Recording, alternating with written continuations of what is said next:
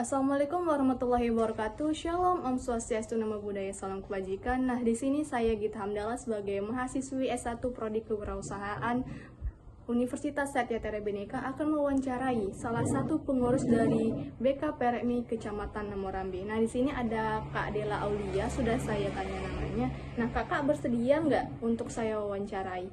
Bersedia. Nah, dengan mempersingkat waktu, saya akan mewawancarai pertanyaan pertama.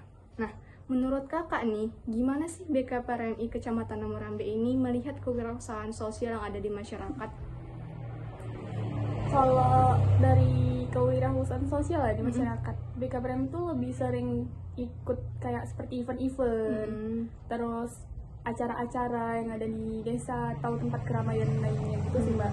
Oh iya. Nah, selama ini nih program kewirausahaan ini apa aja yang udah dijalankan sama BKPRMI ini, Kak?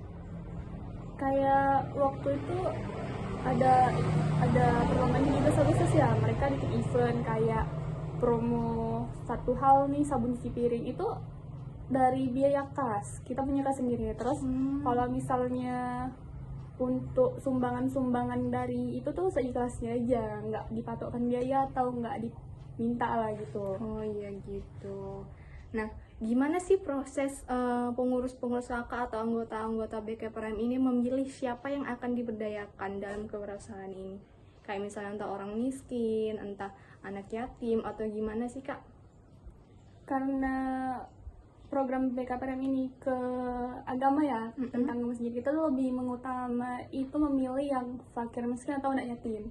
Jadi bisa kita berilah sedikit-sedikit bantuan supaya mereka tidak merasa cemana-cemana gitu. Nah, kalau boleh tahu nih, tantangan apa sih yang paling berat dari organisasi ini dalam mengembangkan kewirausahaan sosial seperti kayak misalnya ada organisasi lain gitu kan, Kak? Itu gimana sih programnya supaya berjalan dengan baik? Kalau tantangan yang berat tuh kita lebih di biaya sih Kak ya, karena kita nggak ada meminta dari masyarakat, hanya kas kayak misalnya kita bantu-bantu, mereka ngasih seikhlasnya gitu, baru kita masukin ke kas. Kalau misalnya untuk mengembangkan, kita kan anak muda pasti kreatif ya kan, kita bakalan bikin sesuatu yang lebih menguntungkan, yang nggak merugikan gitu. Terus kita siarkan kepada masyarakat atau event-event. Oh gitu.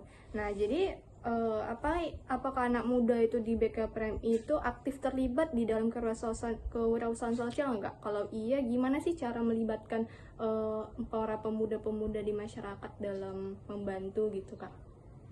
Kalau aktifnya sih aktif.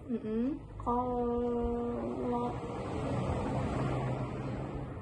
untuk mengajak, iya, seperti kayak mengajaknya itu gimana gitu? Apakah kita datang ke rumah-rumah gitu? Enggak, kita tuh sering kayak itu tadi, mengikuti event-event, terus kita membuat suatu hal yang menarik gitu. Otomatis kan anak-anak muda itu bakalan, wah ini event seru nih gitu kan.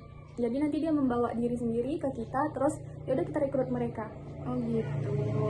Nah, jadi BKPRM ini ada kerjasama nggak sama pihak lainnya, misalnya pemerintah atau lembaga lain gitu? Pusatnya ada nggak, Kak? Oh, kalau itu ada pusat BKPRM itu di Jakarta. Terus dari Jakarta itu turun ke pemerintah-pemerintah kayak pemerintah desa gitu. Kita juga sering ikut bergabung ke desa, kayak desa ada bikin acara atau apa, kita sering terlibat di situ. Oh gitu. Nah, jadi dari program-program ini yang kakak jelaskan tadi itu gitu kan, kira-kira dampaknya terhadap kesejahteraan anggota dan masyarakat itu apa? Kayak misalnya hal baik apa yang terjadi di masyarakat gitu, Kak? Lebih ke kerukunan masyarakat sih, sama kebersamaan. Jadi kayak antara masyarakat muda sama masyarakat milenial gitu, dia lebih kompak. Oh gitu. Ya, lebih kompak. Nah, jadi di era digital sekarang nih gitu kan, apa sih yang kakak manfaatin atau pengurus-pengurus kakak tuh teknologi gitu atau media sosial untuk mendukung kewirausahaan itu, contohnya apa gitu, Kak? Kita lebih aktif sih, kayak kegiatan-kegiatan yang lebih positif di media sosial kayak Instagram atau Facebook. Itu kita ada, jadi bisa menyebarluaskan ke masyarakat. Nanti boleh Kak tunjukin ke saya ya, Kak, yang mana Instagramnya biar saya lebih tahu gitu kan. Terus untuk soal dana tadi udah dibicarain juga gitu kan dari uang kas atau mungkin dari pemerintah gitu tanpa menyumbang meminta-minta pada masyarakat gitu kan Kak. Gimana sih mengatur pola uangnya itu? Mungkin karena kakak bukan bendahara gitu ya, mungkin Iya. nanti saya tanya ke atau Kurang. kakak Kurang. kirim aja nanti laporannya ke saya gitu. Oke, siap. Nah, jadi kalau ngomongin rencana ke depan nih, BKPRM itu punya mimpi atau target apa untuk kewirausahaan ini Kak gitu? Untuk masyarakat atau gimana gitu? Kalau mimpi dan target tuh BKPRM ini lebih ke mendorong anak-anak muda supaya aktif di masyarakat, supaya nggak jadi beban negara lah gitu ya, males-malesan gitu. Lebih bagus tuh membuat aktivitas yang positif yang menghasilkan atau kegiatan yang menguntungkan diri sendiri, kayak misalnya nih kita bikin pengajian juga di masjid kan lumayan tuh kan. Gitu.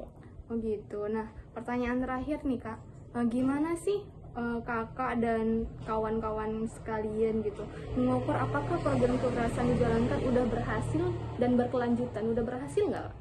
Kalau sejauh ini masih berkembang ya Kak.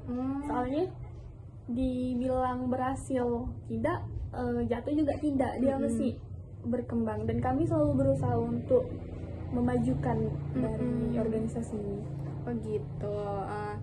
Sekian ya dari wawancara yang saya lakukan bersama Kak Dela. Nah, di sini saya terima kasih kepada Kak Dela karena udah mau ya saya wawancarai dan membantu tugas kuliah kami.